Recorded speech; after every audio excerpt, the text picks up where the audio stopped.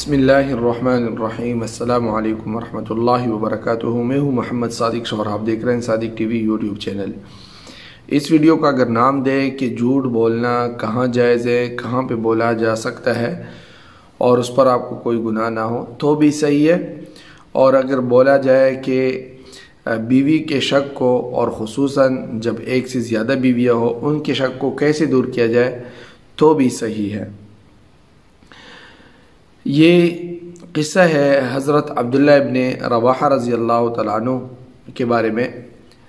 اس کے بارے میں اکرمہ مولا ابن عباس رضی اللہ تعالیٰ عنہ کہتے ہیں کہ عبداللہ ابن رواحہ رضی اللہ تعالیٰ عنہ اپنی بیوی کے پہلو میں لیٹے ہوئے تھے، اور پھر وہاں سے حجرے کی طرف پہنچے، یعنی دوسرے کمرے کی طرف چلے گئے جہاں ان کی باندھی لونڈی موجود تھی، اس سے مشغول ہو گئے۔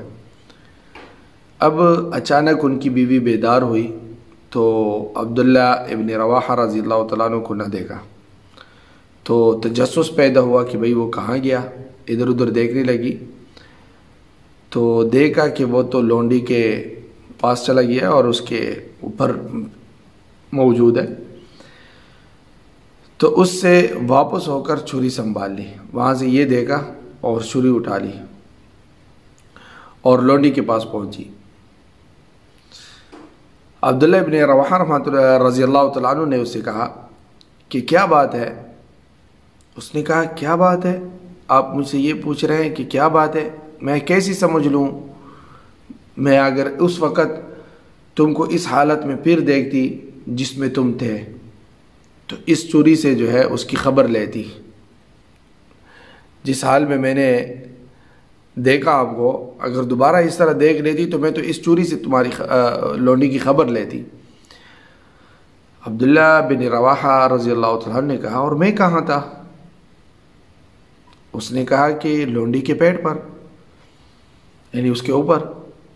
عبداللہ بن رواحہ رضی اللہ تعالیٰ نے کہا میں کہاں تھا؟ اس نے پھر ایسے سوالیہ انداز میں پوچھا کہ میں کہاں تھا، اور پھر اس کے بعد کچھ ایک ایسا لفظ بولا جس سے اس کی بیوی کو انکار مفہوم ہوا، یعنی انکار سمجھ میں آیا کہ یہ تو مثال کے طور پر انکاری ہے کہ میں نہیں تھا۔ اس نے کہا کیوں نہیں؟ تو کہنے لگی اچھا جب تم نہیں تھے تو ہمیں نبی کریم صلی اللہ علیہ وسلم نے حالت جنابت میں جو ہے قرآن پاک پڑھنے سے منع فرمایا ہے کہ ہم حالت جنابت میں جب ہم ناپاکی میں ہو تو ہم قرآن پاک نہیں پڑھ سکتے، اگر تم اتنے سچے ہو تو قرآن پڑھ کر سناؤ۔ انہوں نے کہا اچھا سنو، اور پھر قرآن کے لہجے میں یہ اشعار ان کو جو ہے پڑھ کے ڈالے،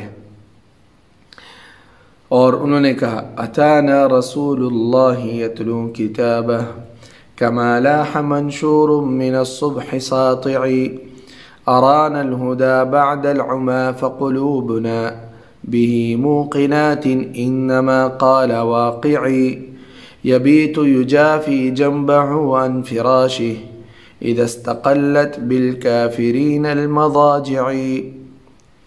تو انہوں نے ان اشعار کو خود اپنی طرف سے گڑھ کے اور قرآن پاک کی لہجے میں بیوی کو سنایا۔ اتانا رسول اللہ یتلو کتابہ، ہمارے پاس تو رسول اللہ صلی اللہ علیہ وسلم آئے جو ہم کو اللہ کا کلام سناتے ہیں۔ کما لاح منشور من الصبح ساطعی، جس طرح پھیلی ہوئی درخشاں صبح ظاہر ہوتی ہے، ایک واضح صبح ظاہر ہوتی ہے۔ ارانا الہدى بعد العما فقلوبنا، جبکہ ہم بالکل بے بصیرت تھے، کسی چیز سے خبردار نہیں تھے، سچا راستہ دکھایا ہمارے تو دل بہی موقنات انما قال واقعی، اس کی خبر کی پوری جو ہے طرح یقین رکھتے ہیں۔ نبی کریم صلی اللہ علیہ وسلم ہمیں جو بھی خبر دیتے ہیں اس کا ہمیں پورا یقین ہوتا ہے کہ یہ اللہ کی طرف سے ہے اور سچ ہے۔ یبیت یجافی جنبہ عن فراشہ، اور نبی کریم صلی اللہ علیہ وسلم رات ایسی حال میں گزارتے ہیں کہ ان کا پہلو بستر سے دور رہتا ہے۔ اذا استقلت بالکافرین المضاجع، جبکہ کافر لوگوں کے بستر ان کے جسموں سے بوجھل اور دبے ہوئے ہوتے ہیں۔ فرماتے ہیں کہ میں نے یہ قصہ حضور صلی اللہ علیہ وسلم کو سنایا کہ اور حضور صلی اللہ علیہ وسلم کی خدمت میں حاضر ہوا اور عرض کیا، تو آپ صلی اللہ علیہ وسلم سن کر اتنا ہنسے کہ آپ صلی اللہ علیہ وسلم کے دندان مبارک دانت ظاہر ہو گئے۔ حضور صلی اللہ علیہ وسلم زیادہ تر ہنستے نہیں تھے، تبسم ہوتا تھا، لیکن جب زیادہ ہنستے اور منہ کھل جاتا تو پھر جو ہے دانت ظاہر ہو جاتے۔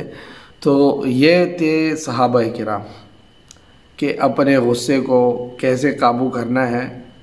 ہمارے ہاں نہیں کہ بھائی ایویں ہی بس تجھے کیا بھائی رہنے تو رہ لے، نہیں رہنا تو چلی جا، نہیں، لڑائی نہیں کرتے تھے، بلکہ مسئلے کو احسن طریقے سے سلجھا لیتے تھے اور جو ہے کسی مسئلے کو کھڑا نہیں کرتے تھے بلکہ ختم کر دیتے تھے۔ تو ہمارے ہاں اگر ایسا ہو جائے بھائی رہنا ہے تو رہ لے، نہیں رہنا تو چلی جا، راستے کھلے ہیں، تو یہ لڑائی ہے۔